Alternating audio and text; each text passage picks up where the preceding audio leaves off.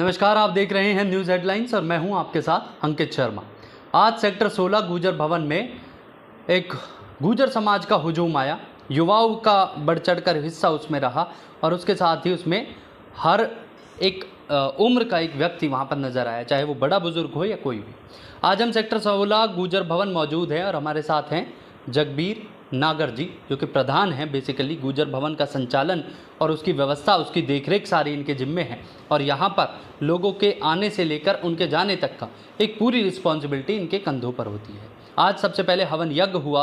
हवन यज्ञ पूजन के बाद वो शोभा यात्रा आई। शोभा यात्रा की वजह क्या रही और बार बार, क्योंकि गुर्जर समाज जो है वो लगातार इस तरीके से शोभा यात्रा निकालता रहा है, ये सारे हमारे आज सवाल रहने वाले हैं। तो सर, मैं जानना चाहता हूँ आपसे, आज गुर्जर समाज ऐसा कौन सा दिवस मना रहा है जब आपने हवन पूजन किया और जगह जगह आज हवन पूजन देखने को मिल रहे हैं, चाहे वो गांव अनंतपुर हो या और भी जितने गुर्जरों के गांव हो, उनमें आप किस तरीके से देखते हैं और आप क्या कहेंगे इसको लेकर? हमारे पूर्वज राजा मीरभोज, सम्राट राजा मीरभोज की आज हम जो जयंती मना रहे हैं जी, पूरे देश में हर जगह छोटी से छोटी, बड़ी से बड़ी रैली निकालकर और अब हम अपने राजा का जन्मदिन मना रहे हैं। देश विदेशों में भी ये देखा गया है कि जो गुर्जर समाज के युवा हैं या जो लोग हैं वो देश विदेशों में भी रहते हैं, वहाँ पर भी वो रैली इस तरीके से एक शोभा यात्रा, रैली कह देते हैं, कोई शोभा यात्रा कह देता है, वो निकालते हैं। इसकी मुख्य वजह क्या है? क्या लोगों को अवेयर करना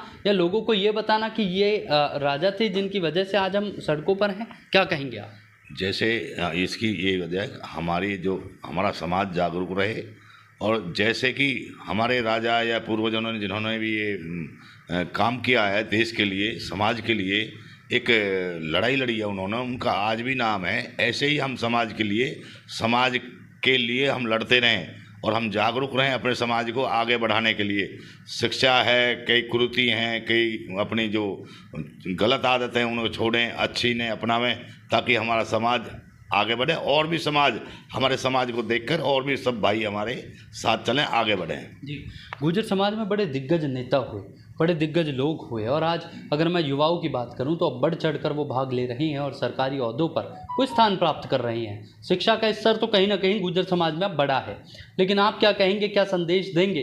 क्योंकि अभी भी बहुत सारी चीज़ें ऐसी देखने को मिल जाती हैं जहाँ पे क्रिटिसाइज़ करने का काम करता है गुर्जर समाज को, और कई बार, क्योंकि ये जग जाहिर है, इसमें ऐसा नहीं है कि कोई एक कहता हो, सभी कहते हैं। लोग कहते हैं कि गुर्जर समाज जो पहले है वो आक्रांताओं से लड़े और उसके बाद वो जो पहाड़ी जो एरिया था उनकी शरणों में चले गए और उसके बाद से उनका जो ग्राफ था, जो शिक्षा का था, या क्योंकि लोगों की सेवा और समर्पित भावना से वो वहाँ पर उन्होंने छुपने का उस समय काम किया ताकि वो अपने जो भी एक सनातनी सोच है उसको बचा सकें।